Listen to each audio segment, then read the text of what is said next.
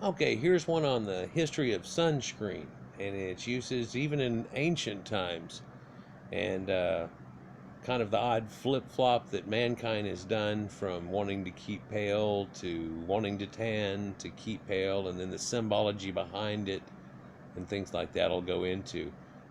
This is part of a debunk, and it's part two of it, but the other part is about this racist guy saying all this stuff and that the Egyptians were somehow Negroids and not Caucasian, so they didn't have sunblock. I don't want to go into that very much in this video. It's just this information here. And if you want to see the information, please don't turn off. Over-the-counter sunscreens were invented until the 20th century. But history shows us sun protection was always been a human priority. Common sense tells us sun protection is likely as old as, well, the sun, or at least humans being sentient and looking up at it. To sun or not to sun, that is the question. Experts told us to get outside. They said it was good to get healthy doses of vitamin D. And so we needed that. It caused rickets. It still today causes rickets. Quite often black people, and they try to stay out of the sun to stay as pale as possible now. In a lot of cases, they need supplements and so on, and incredible Caucasian scientists figured out a long time ago vitamin D is that component, and though it's in milk somewhat, we added even more into it, so it's vitamin D milk that y'all know about, and it's in other products too that you don't really even know or be aware of in any way, and of course any milk products by the byproducts standpoint, but it also helps to regulate that and keep that from happening. But we still definitely need some sun exposure. But maybe this over tanning and things that people were doing, like George Hamilton and stuff, and that they made jokes of right at the end of that, just what, 10-15 years ago, they were making fun of it. Actually, it was in a Dorito commercial probably less than 5 years ago, maybe a little more than 5 years ago, where they were still kind of throwing that out there. But so vitamin D, and it's needed for health. It helps out your whole calcium and system and stuff, and it really energizes people. And they found a lot of effects of it. No wonder all the ancient Caucasians were sun worshippers, and a lot of the religions come out of sun worshiping, and of course calendar effects that ended up going with their farming and stuff, and the different zodiacs that went along with that, and so on. And I talk about that in a lot of my other videos, and if you're interested, please look into my videos. I've got over 1,200 at this point online about it, and other interesting subjects. Now, after the vitamin D thing, and they wanted you to get out in the sun, now here lately they warned us of the dangers of sun, saying it can damage our skin and even lead to cancer. So do we suntan or slather, or what do we do? Well, the answer is just enjoy the sun in moderation and take precautions, just like they did throughout history. Well, what did they do? Well, let's talk about that. There's a long history of loving the sun, as you can see here from the Egyptians and their sun god Ra, and how they worship the sun, present things to the sun and everything. From the beginning of recorded time, humans have worshipped the sun for its therapeutic properties, explains Michael F. Hollick, director of the General Clinical Research Center at Boston University and Medical Center. Sun-worshipping cultures could be found in every corner of the world. The Egyptians, the Romans, the Greeks, the Druids, the Hindus, the Buddhists, Aztecs, Incas, and many Native American groups love the sun. He's forgetting the ancient Sumerians, and everybody tries to cut that out. Also, all the Proto-Indo-Europeans and Scythians and their sun disk, they even show it bringing by horses and stuff and doing. And that symbology is what got caught up with our idea of these horses, chariots, bringing a sun across the sky. The sun rises from east to west. So that's something that I kind of forgot to put in one of the earlier videos, but it came to mind right there. And that's kind of the way the Proto-Indo-Europeans had come. But regardless of that, it's found in all these ancient Caucasians and even a lot of other groups, but you don't see much sun worship going on with Negroids. Well, they don't react to the sun very much, and living off the equator, they didn't have seasonal effects or anything like that either, and really weren't farmers until it was brought to them in a much more modern time. But while ancient civilizations celebrated the sun's productive powers, not surprisingly, they were keenly aware of the need to protect their skin. Sunburns were just as painful back then as they are today. And yeah, it can get somewhat painful. Ooh, something, that shave foam?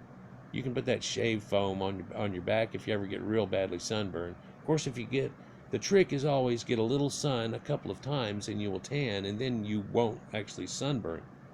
The mistake is when somebody hasn't been out in the sun and they take off their shirt and everything and stay out all afternoon at the beach or whatever, and then they're going to feel it. It's no big deal, but the actual peeling that it does is actually your body trying to shed off damaged skin. Yeah, isn't that amazing? It's a self-made thing.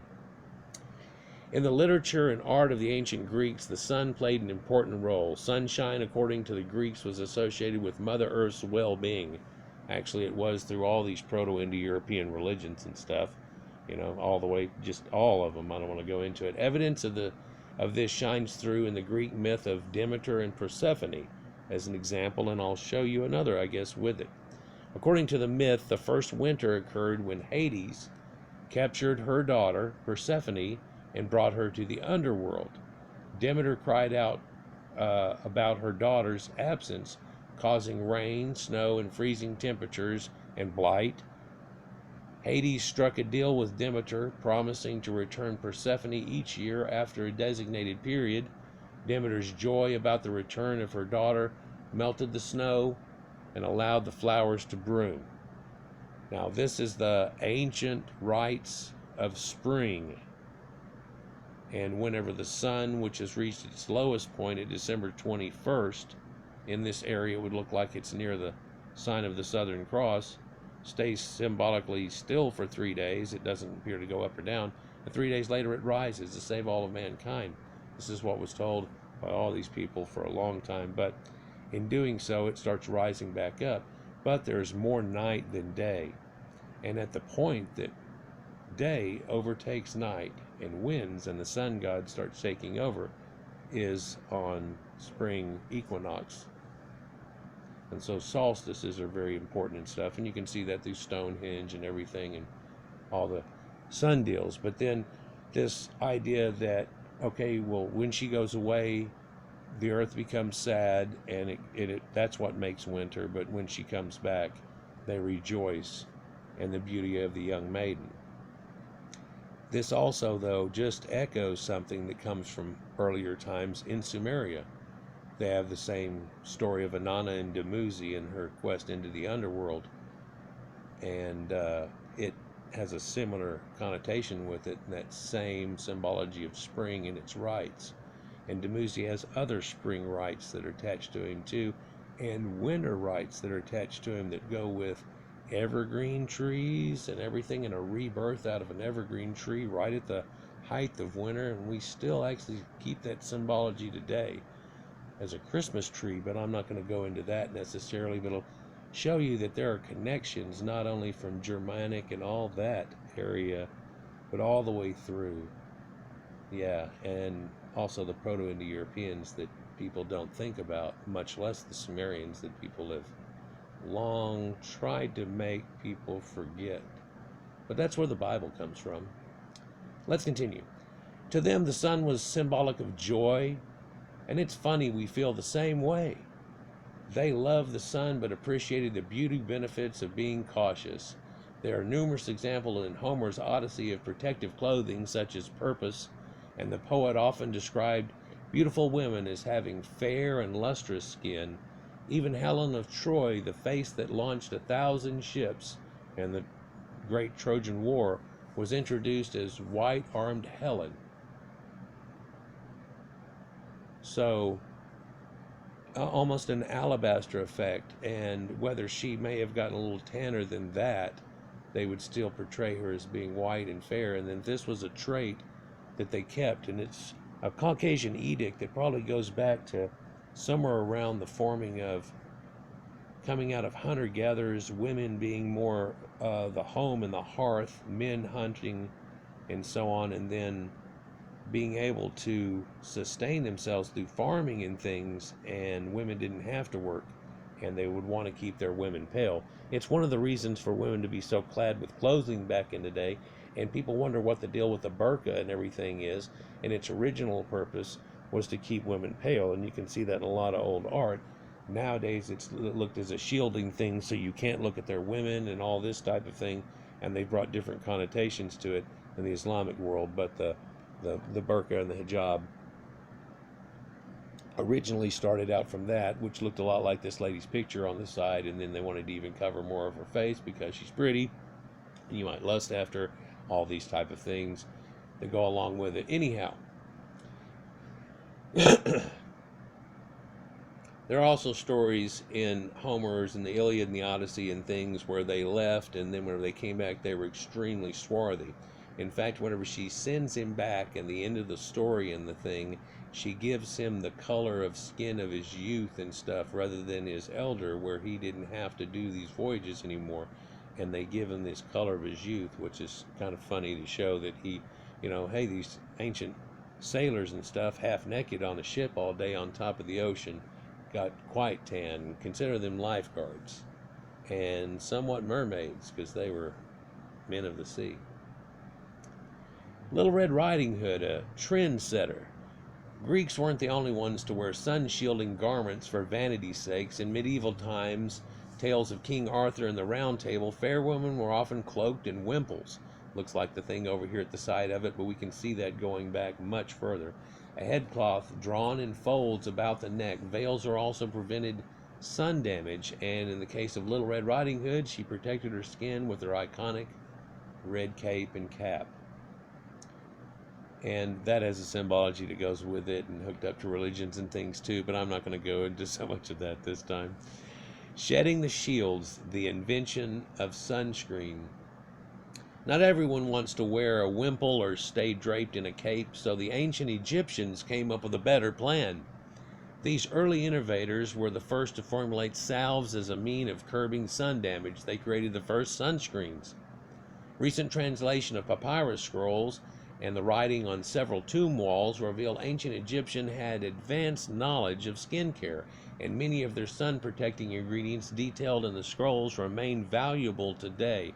In fact, we use many of these at Goddess Garden, including, and so this is, it's funny, but where I got this from, all I did was I Googled Egyptian sunblock, and it showed up this little article about it, and apparently it's from this lotion company here that sells these things, but then this is a professional article written by a researcher about it, and they put it on their site.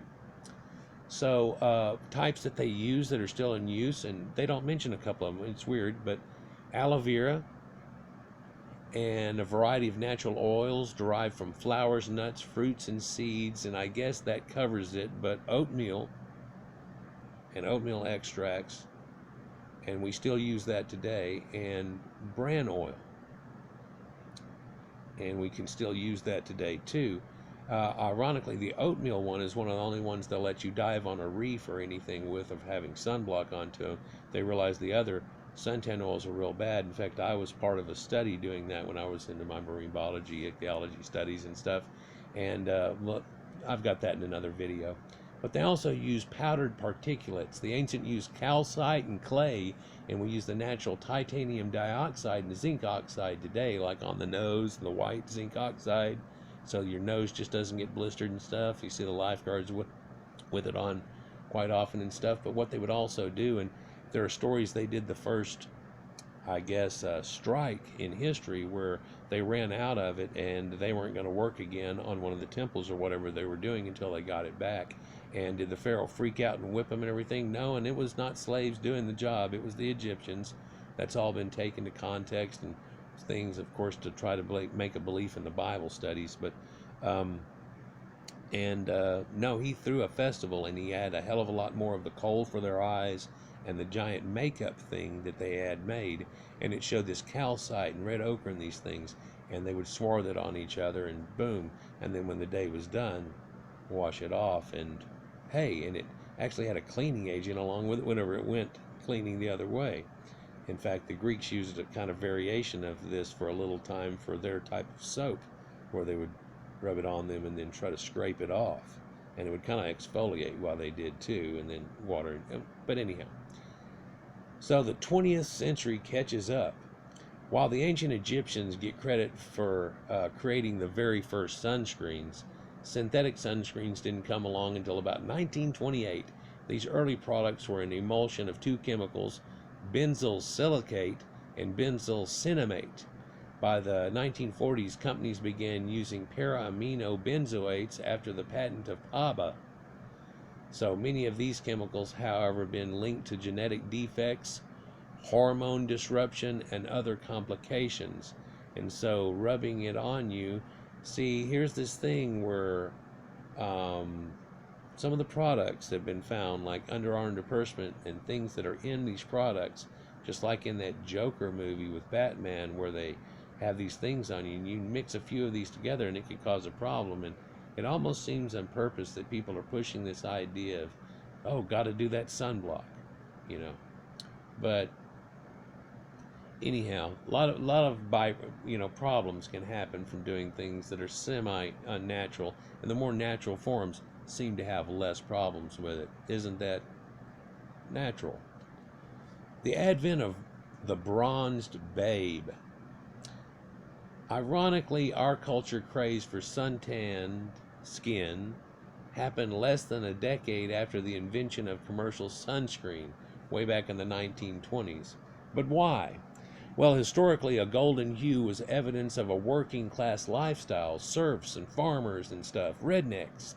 So you'd have that. So if you have, just like nowadays, if you have an office job, you'd stay pale because you're indoors instead of out all the day, like framing houses and farming and doing things like that, right? By contrast, in the post-industrial revolution West, a tan was a sign that one could escape the city now for leisure travel. And I started up with like California and the Beach Boys and going out to the lake and going to the beach itself of the ocean, and the same thing on the East Coast. And you see those funny bathing suits they were wearing, and they were trying to do this. And it was showing that they weren't trapped by their 9-to-5 job and still able to do something. And to this day, people go to Hawaii or wherever on their vacation, they come back with a good tan, and everybody talks about it, right? Well, at least the Caucasians do. But that little change there can also kind of be blamed on Coco Chanel, who popularized sun-bronzed skin after falling asleep on a yacht off the coast of France. An enviable lifestyle for sure. And so people were like, ooh, I get to vacation for a long time and things. And Americans were also envy, and still at this time a little bit are, that over in Europe they get to take a vacation, last a whole month and stuff and everything. This isn't like 5 days you got to spread out throughout the year and stuff. You know, so they're a little more lax on stuff like that. And it shows you where they can get this tan. And I don't know if anybody remembers the suntan lotion commercials, and the girl copper tone tan, and the girl that was so tan showing her butt because the dog's pulling it away from her. Or if you remember the old sexy commercials about the old Saint-Tropez tan. With the Saint-Tropez tan. You remember that? And that's kind of like that. That's that coast of France idea, you know, being able to be down on the Mediterranean. Doctors and the media then began advocating for healthy glow and tanning lotions rather than sunscreen. That's what gained favor, sunscreen. Some ads like this one even taught people how to tan their babies. So that's how things have changed into sunscreen all of a sudden, and just recently, because like Gerber was putting out this ad here telling you don't let it be overdone right off the bat. But yeah, it's a great idea to tan your baby. It helps from rickets and all these type things. Sunscreen marketing began slandering the sun, turning things around and leading to a fear-mongering of sunlight. This also led people to ignore the preventative role of sun exposure plays in health conditions like depression, diabetes, and many cancers and more. What's more, there's evidence that types of sunscreen used in the 1960s, more so than the act of sunbathing itself, predisposed people to wrinkles associated with sun damage. And there's a few of those, and I could go into this where they talked about the paraben and the things and the products they put together and would make skin wrinkle over time. And that's why people in the 70s that had done it for a long time and used the old kind would get that leather look. Yeah, you can look it up. Goddess Garden, a bright future in the sun. The history of sunscreen is marked by two extremes that are literally night and day. At Goddess Garden, they want people to enjoy healthy human sun relationships by minimizing the risks and reaping the benefits. Egyptians were a year ahead in this regard, and we're following now in their footsteps. We use gentle ingredients like minerals and plant-based ingredients whenever possible, so we can just enjoy the sun the way nature intended. And so this is again their pitch at the very end of it, off this lotion company that put the article in it and everything. So very interesting here, and that's the end of it. And here's the sources for the material: Halak, Shath, Nadim,